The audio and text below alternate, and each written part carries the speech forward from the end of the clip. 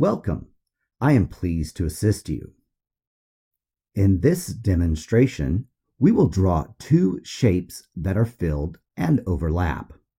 We have already seen matplotlib's plot and show functions, which allow us to draw lines and display them. Today, we will use the fill function to make our figure a solid color. We will also use the NumPy library. The NumPy library adds many scientific and mathematical functions to Python. In this example, we will use the square root function. However, NumPy has many more uses. We will explore additional uses of NumPy in later lessons. As before, we will use the axis function with equal as an argument.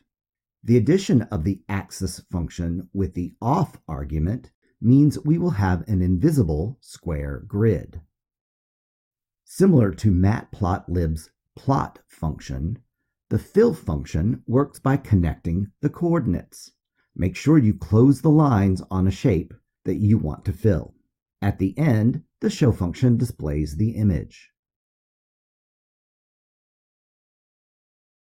Sometimes we want objects to overlap.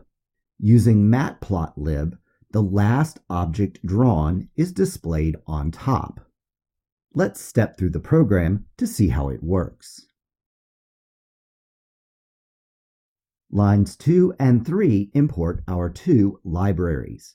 We rename matplotlib to PLT and NumPy to NP.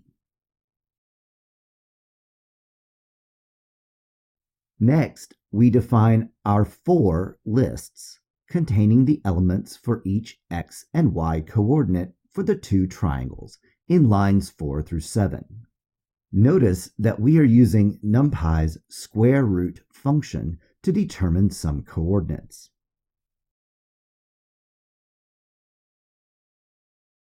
Lines 8 and 9 change our axes to have equal intervals and turn their display off. Then we call the fill command once for each triangle.